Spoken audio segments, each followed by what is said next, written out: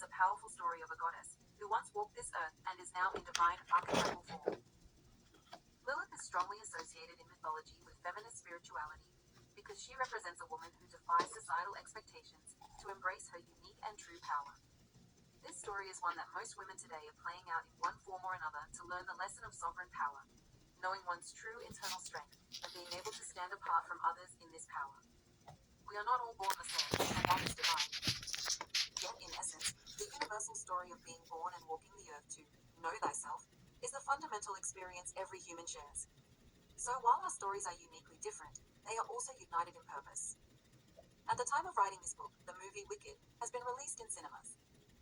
This story clearly showcases two major archetypes of powerful growing women-centered figures. One who works within the current system, Galinda, and one who works outside the system, Elphaba. Elphaba embodies Lilith, she who is true unto herself. She is the true form of Virgin, a woman who walks to the beat of her own drum, untouched by others' impressions. This book focuses on this vibration of archetypal forces, which is currently awakening in the collective. This vibration calls for you to awaken and will resonate with women reclaiming aspects of themselves that have been suppressed or misunderstood, which is all of us. Evoking the presence of Lilith will help explore what it means to carry a feminine empowerment frequency in your body at all times. It will strengthen your connection with individual autonomy and grow your spiritual muscles through your own process of choosing, alchemizing, and evolving. By the end of the book, your energies will blend with one so ancient that you will feel like a new version of yourself. You will come to see and know that these energies were always a part of you, just asleep, just buried, but no longer. We will use mythological explorations to better understand the Lilith energy. We will examine polarized feminist theories and bring them into a balanced fusion to stabilize them in our psyche. You will also learn timeless, women-centered spiritual practices for everyday life, empowering you to grow in personal power. This is a journey to your soul, and we will use reflective practices to empower the multidimensional layers of ourselves. This journey will send you into a new phase of self-knowing, which is every woman's right. To know yourself is to become a sovereign queen in your own life. My wish is for this book to offer a structure that balances mythology explorations, historical analysis, personal growth techniques, and practical tools for empowerment, creating a holistic perspective and manifesting a modern gnosis. To achieve this transformation, it is not enough to read the material included here. You must practice the skills for real, magical transformation within your being. That part is up to you. I can only point the way. You are the one who must walk the path. The core issues this book addresses through its practices include emotional balance, self-empowerment, deep spiritual connection, self-discovery. While I cannot guarantee these outcomes for you, they have been true for me, which is why I am sharing them with you. If you need extra support, reach out to a local spiritual healer. They can assist you in deepening your connection and opening yourself to the energies of healing and transformation. One of the primary challenges addressed in this book is the disconnection many women feel from their intuition and inner wisdom.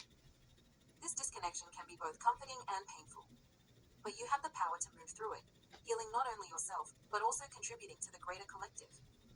In modern society, where time is fragmented and women's needs are often overlooked, reconnecting with the cycles of nature offers a grounding practice. This invites women to listen to their bodies, trust their inner guidance, and reclaim their personal power.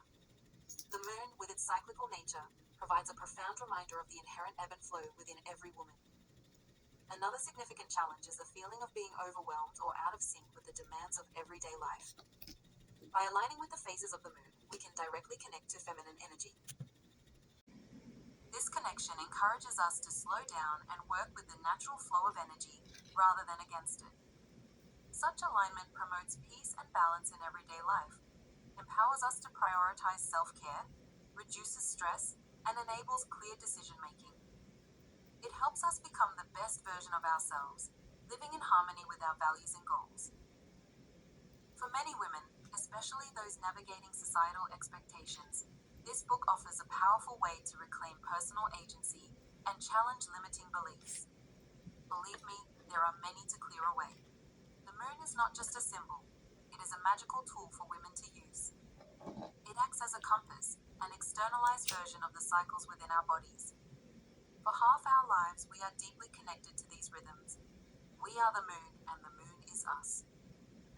When we combine this wisdom with Lilith energy, we connect on a multidimensional energetic pathway that fosters growth and sovereignty. Know that you possess potent strength, wisdom, and autonomy within you. It is time to bring these qualities into your life, teaching the next generation that this power exists. Women inherently possess this strength. While it has been hidden for centuries, the reasons no longer matter. What matters is reclaiming it now, because a strong woman helps others, feels fulfilled in her daily life, and is satisfied. A strong woman knows her soul's call, walking a magical life even in the mundane.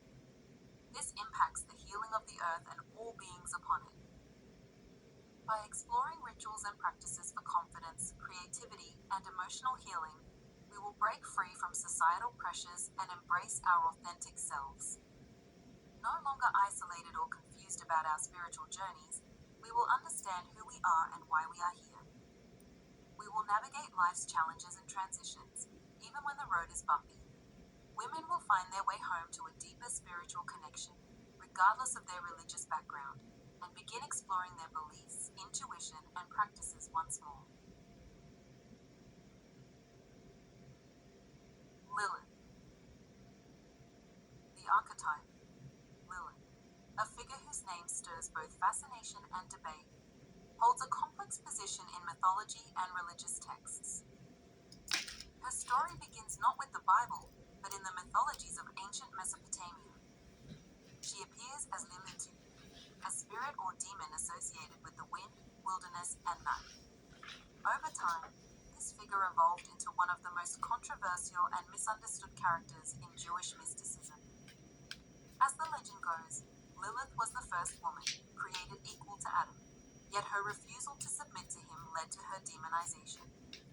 By weaving together elements of ancient Mesopotamian law and Jewish mysticism, the story of Lilith reveals profound themes about gender, autonomy, and the ways in which societies define and vilify women who defy expectations.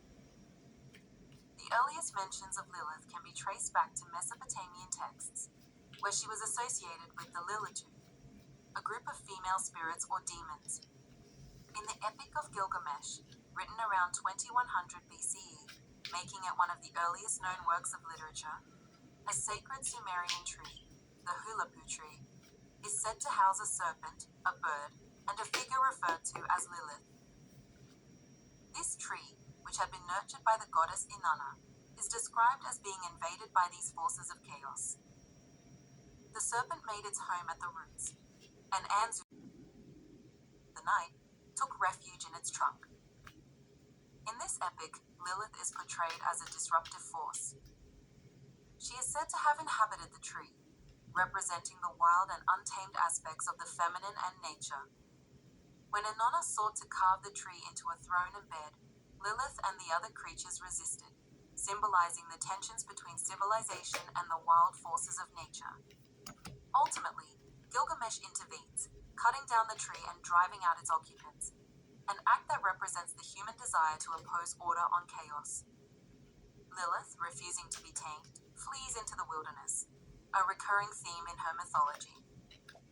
The Lilith spirits were feared by the people of that time for their supposed ability to cause harm, particularly to infants and pregnant women, which established Lilith as a being of danger and vulnerability during critical transitional phases of life.